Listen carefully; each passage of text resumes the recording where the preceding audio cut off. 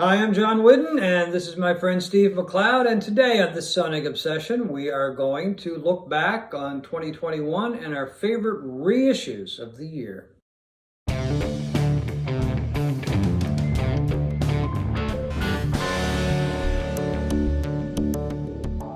Hi folks, my number 10 album for archival release, a reissue for 2021, goes to the Allman Brothers Band, and it is an album called The Final Note.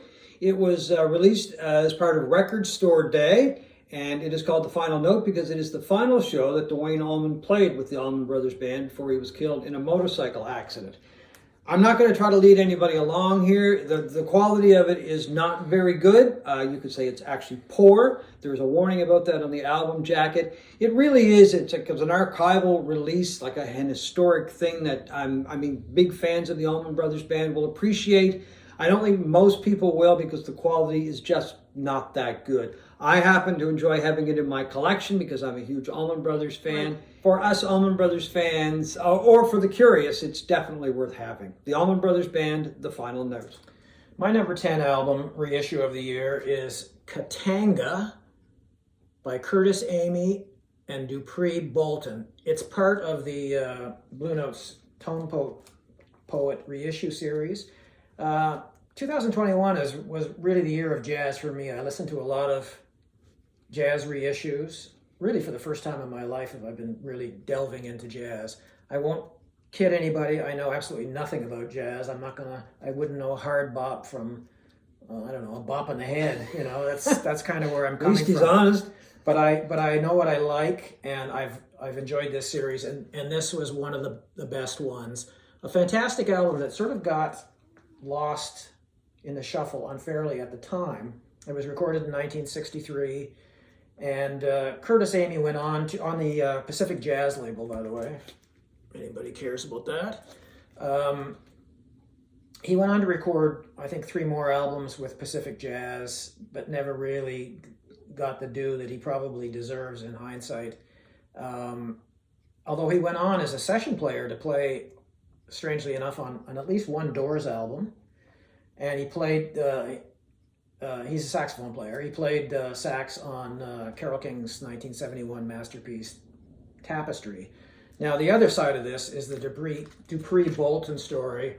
Fantastic, absolutely fantastic trumpet player who went on to just terrible tragedy. Shortly after this, he too had a contract with Pacific Jazz. Never got to record another album with them because shortly after this, he was in prison for heroin possession, and he was in and out of prison for the rest of his life with drug-related crimes and things of that nature. He died in destitution in 1999, didn't even own a trumpet, nobody claimed his body. Just a very sad, tragic story, but his legacy is really in this album. My number 9 choice goes to The Grateful Dead, and it is a reissue. They did it both on CD and on vinyl. It is just called The Grateful Dead, commonly known as the Skull and Roses album. It's a live album, and it's part of a series that the Dead has been doing with its earlier releases. They've been putting them out both on vinyl and on CD. They'll put out the original album, and then on the CD packaging, they'll enclose a live show. And they've done that with this one, even though it is a live album. They've also included another live show. They've done it with the first couple of albums, then they did it with Working Man's Dead. They did it with American Beauty. They put these really nice sets together of the original albums, and then they put in a live show, or at least some live tracks, which kind of, it doubles the listing, of course, but it gives you a really good idea of what the Dead sounded like in that era. And of course, I think a lot of people will agree that the Dead really were a much better live band than they were a studio band. I mean, they did some great work in the studio, but overall, live, I think they would have to be given higher marks than studio work. I Wish I Could Remember My Name by David Crosby. This was cut and mastered by Chris Bellman, who's done a lot of tremendous work with people like Neil Young and Tom Petty and all of that. This was recorded in 1971, a year after Crosby, Stills, Nash & Young classic Deja Vu.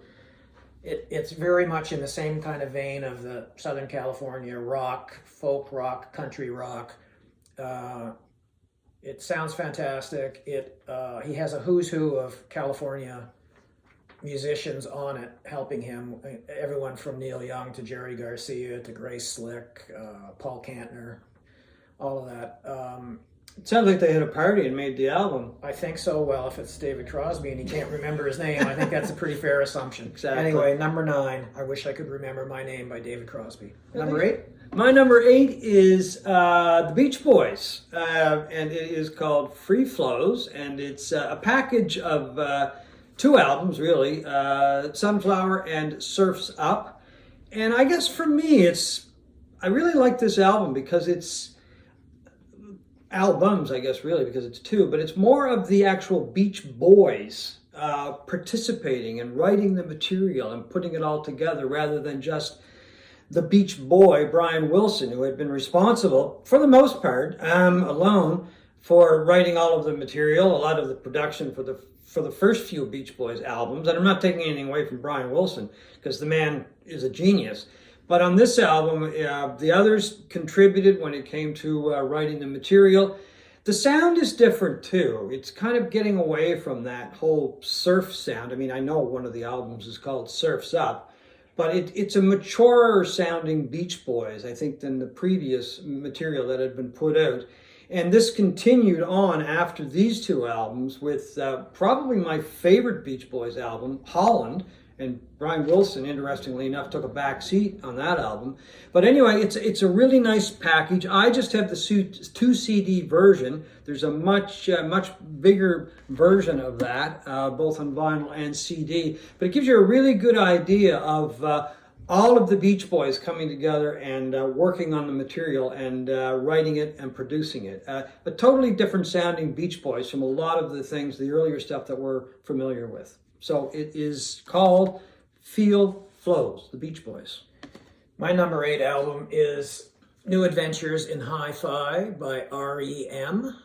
This came out in 1996 and was one of R.E.M's sort of later albums, and kind of an album that is underappreciated, being as they were sort of later in their career and probably had lost some fans in that, but it really is an absolute treasure in their later catalog. It's a combination of the harder rock of Monster, if you know that album, and the more melodic, sort of downbeat pop of Automatic for the People.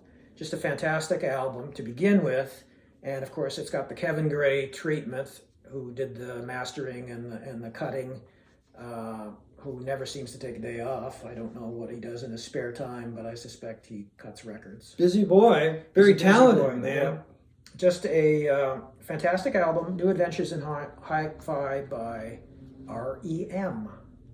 My next choice is Number 7. Number 7. My next choice is Encouraging Words by Billy Preston, who seems to be getting, and rightfully so, a lot of attention the last little while, because a lot of people I think they're realizing what an important contribution he made to the sound of the Beatles in their last few days with the documentary Get Back. Brought a breath of fresh air to the studio when they were putting that album together.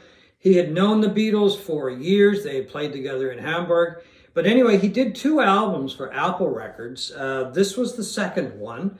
And the first one is a dynamite album as well. It's called That's the Way God Planned It. A tremendous song, but a very good album as well. I'm not really sure why they reissued this one and not That's the Way God Planned It as well. But anyway, who knows? Maybe it will come down soon. I don't know. But an interesting thing on this album is that he does covers of My Sweet Lord and All Things Must Pass.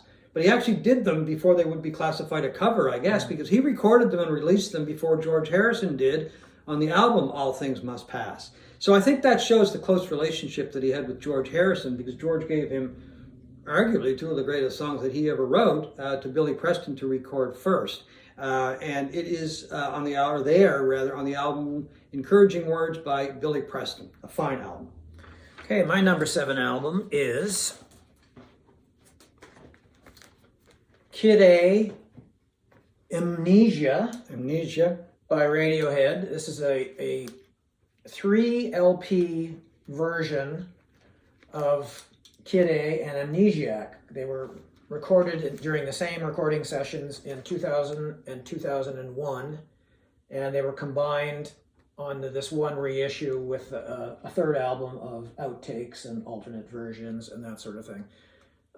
Kid A in particular is just a fantastic album. It's the album where Radiohead sort of went even further into the ditch, if I can borrow a phrase from Neil Young, than they did on OK Computer. They went pretty much full electronic and keyboards, and it is an amazing record, an amazing sounding record that Pitchfork and Rolling Stone, consider the sources, I don't know, both called the greatest album of the 2000s.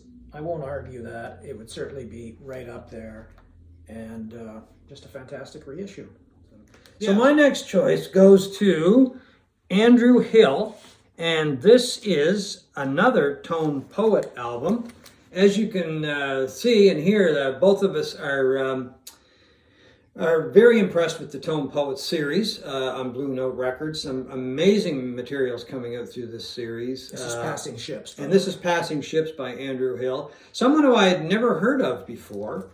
And I just kept hearing that this was a really good album. Took a look at some of the people that were playing on it and said, oh, okay, I'll give it a shot. Two of the musicians that I'm familiar with on it are Ron Carter and Lenny White. Ron Carter has played with, I think, just about everybody. Lenny White's probably best known for his work with Return to Forever and some of the other work that he's done with Chick Corea. I've seen both of these men live, and they're fantastic musicians, not only live, but when it comes to recorded material as well. It's just a really nice album. Andrew Hill has been accused of kind of being way out there with some of his work. I didn't find that album this album like that at all. I just found it was a very enjoyable listen with some really strong material and just great musicians that are all over the album. So that's Andrew Hill, Passing Ships. Yeah, that was my number 6 album of the year as well. It was recorded in the late 60s, but one of those sort of archival things that the Blue Note Tone Poet series is great at reissuing. Recorded in the late 60s. It wasn't released until 2003, kind of sat on a shelf. And it is 3 sides. I actually read a funny anecdote with somebody, like the fourth side is sort of, I don't know how you would describe it. It looks like it's just marked up record. Yeah, blank, really. And some guy was online complaining that he played it and it sounded like crap on the fourth side. So I don't know what he did to his needle, but anyway, Passing Ships is an excellent album. It is a little out there, but I don't think it's quite as out there as maybe Blackfire, his earlier reissue on Blue Note. So John, now we're on to 5. Number 5. Well, number 5 is the Let It Be box set that came out as a companion piece, really, I guess, to the documentary that came out just a few weeks ago called Get Back, all about the Beatles putting together this album. The box set includes not only this album, but it includes another take on this album that was put together by Glyn Johns that was never released. It also includes some studio outtakes, of course, on the box set. A beautiful book. It also includes some chat between the members of the Beatles and, of course, the people involved in the production of the album, trying to work through the material, trying to get it down right. A lot of the material that is included on that album, that's included in the box set with in the studio, the banter between them is also included in the documentary. But it's just a really nice a beautiful package actually. But it's nice to have that banter and that creative process, hearing that creative process going on between the people in the studio. It's just incredible. I mean, I think it's obviously better to watch it on the documentary, during the documentary, but some of it is included on the box set, Let It Be. I happen to really like the album Let It Be. I even like it more now after seeing what they went through in the studio, and I have a lot more respect for what they were attempting to do. when they gathered at Twickenham Studios and then went back to Apple Studios to put the album together. Anyway, that's my choice. Let It Be, the box set. My number 5 album is The Blues and the Abstract Truth by Oliver Nelson. This is the first album on my list from the Acoustic Sound Impulse reissues, another just absolutely stellar jazz reissue label. They just, I mean, the reissues are just incredible. It's got this, like Tone Poets, it has the glossy Stoughton jackets and 180 gram and mostly impeccable pressings. It is a fantastic jazz album that's more big band than anything that I've listened to so far. Listen to the players. Bill Evans, Roy Haynes, Eric Dolphy, Oliver Nelson, obviously, Paul Chambers, Freddie Hubbard. It is sonically stunning. It's one of the reissues that I go back to the most. Just a fantastic album, and it's my number 5 reissue of the year. Number 4, John. My number 4 reissue of the year is Amnesia. I think we have that. Amnesia. Amnesia. We have that one. We have that right now. Anyway. Amnesia. Yeah, as Steve had described it, it's a combination of Kid A and Amnesiac, the Radiohead albums that came out more or less back to back. The material was recorded at about the same time. This album, or this set rather, it's not an album, it's a set. It's 3 albums, and it includes some material that had not been released but was recorded at about the same time. I really like that 3rd disc. I think it's great. I am not that huge of a Kid A fan. I think it's a great album. I think Amnesiac's a great album. One of the greatest albums, or the greatest album of the 2000s. I don't know if I'm going to go that far. But I did find while listening to this package and listening to the 2 albums back to back and the 3rd album, it really is, sonically, it's an amazing feast. It really is. The sound is impeccable. Yeah. The sound that they've put out here, because they're kind of getting away, they have got away from a lot of the guitar sounds that were so prevalent on their other material. It's very original. It's definitely Radiohead. Nobody else sounds like Radiohead. And I have found that I really like the album, actually, I think now more than I did many years ago, or a few years ago when it first came out. All right, my number 4 album, and this I'm sort of fudging this a little bit. It's The Love Supreme by John Coltrane. This came out also on the Acoustic Sounds Impulse reissue label last year and quickly sold out. It, people like myself who wasn't in on the first wave of it had to wait patiently for a repress. A reissue of a reissue. A reissue of a repress, yeah. I call it that. It came out a couple weeks ago, or maybe just a week ago, and I picked it up today, and it was worth the wait. It's just absolutely, it's one of the greatest jazz albums of all time. It is very out there. Yeah. But the playing is incredible. The drumming is, who was it? Elvin Jones, I believe. Elvin Jones, yeah. Just incredible on this. Stunning. Well worth the wait. The Love Supreme.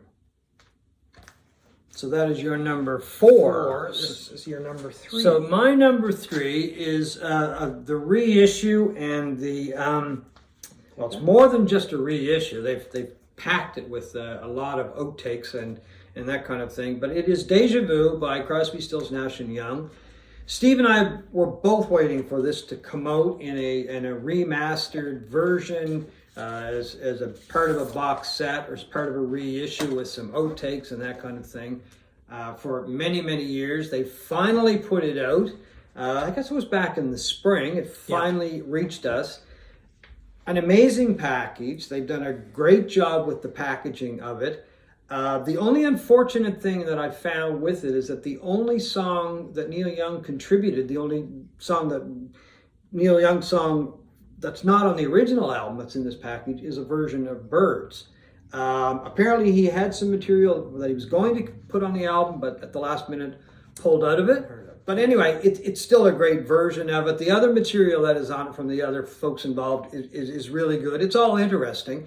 I don't think anything surpasses any of the material that was on the original Deja Vu, because that is one of my all-time favorite albums. But they've done a great job with this repackaging and all of the additional material as well.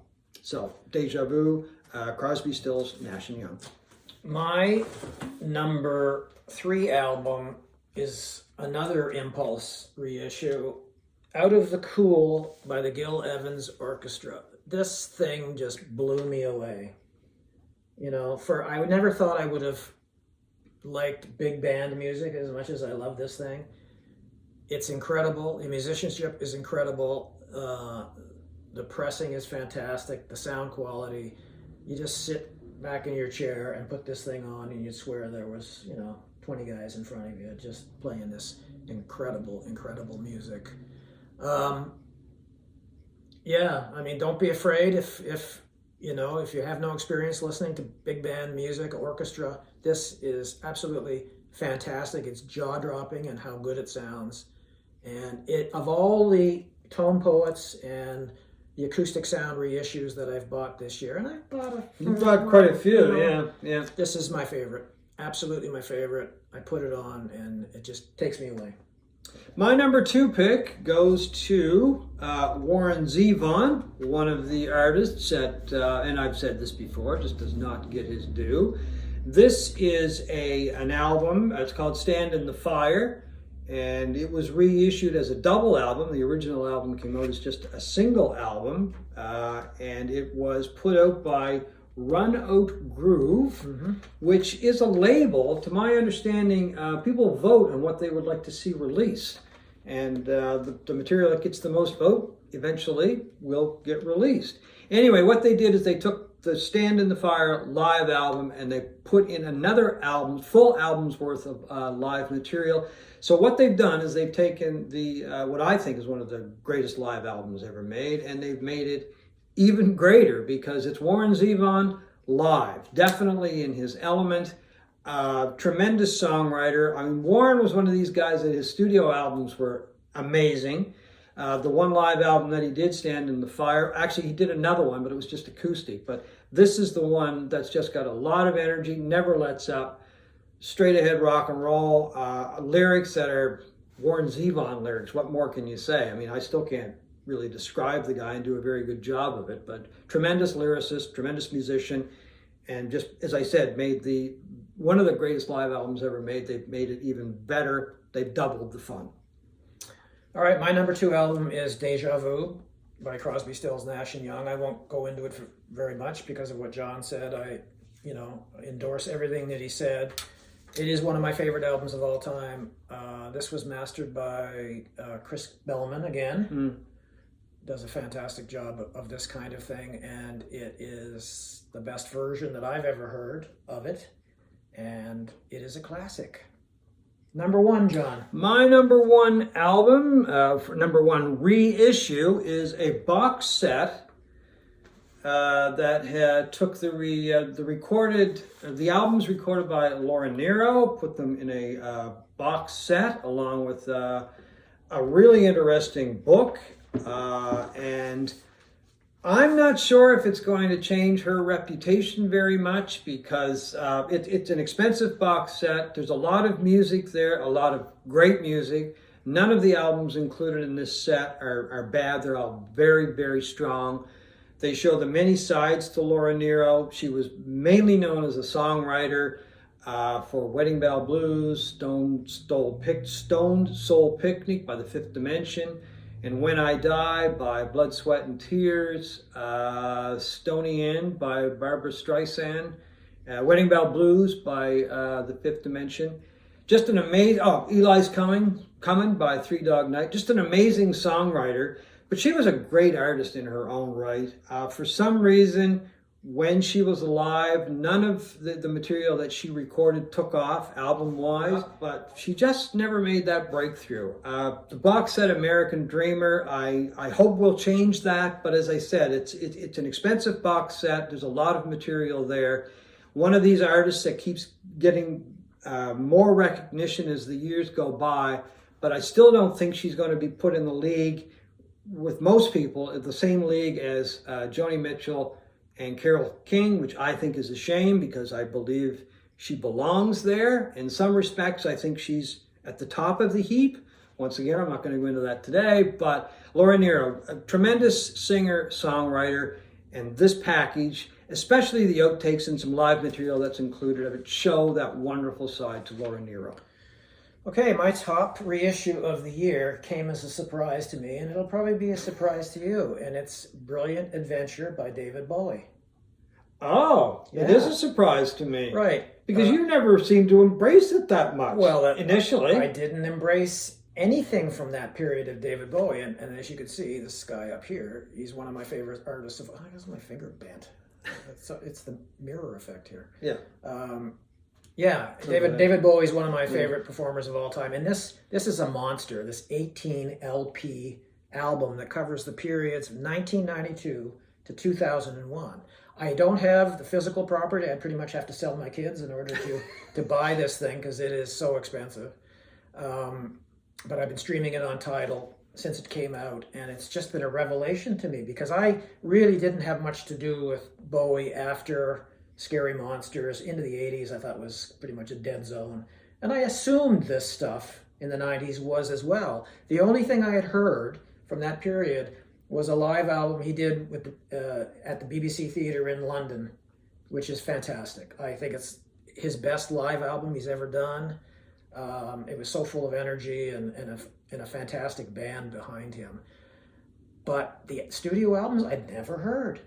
And I started listening to these thinking, well, that wasn't so bad. That's great. That's this, And I think, again, a guy who's been around so long, there was a critical backlash against him through that period because he's just been so familiar to people. And these albums are very good to excellent. And this is the package with toys included. Yeah, right? it's this unreleased, which it by far is my least favorite disc. Oh, okay. Because it was songs that he did before he became well known. In the late '60s, before the first David Bowie album, and it was recorded by him in 2001, 2002, and I got to hear more of it. I mean, there's some songs I did like, but it was by far the least favorite thing on this box. I found the other stuff. Like, it's got Earthling on it, Hours, One Outside, the Buddha of Suburbia, Black Tie, White Noise, and I was just stunned by how much I enjoyed this box set. I am surprised because you never really, as I said earlier, you just didn't even seem to embrace even the idea that it was coming out. Well, I just assumed it was going to be like some of the stuff from the 80s that I didn't like, and it was just a continuation until he got to the end of his life, and he put out those amazing albums, Black Star and A New Day, I think it was called, and he sort of regained that. And I did like Heathen as well, but that's the next period, the next box set, I guess. Yeah. Brilliant Adventure. Stunning. You did surprise me. You did surprise me. Absolutely shocked by. That's it. That's it for our wrap up of some of our favorite reissues or archival releases of 2021. Thanks very much for watching, and we'll take this opportunity to wish everyone happy holidays. Happy holidays.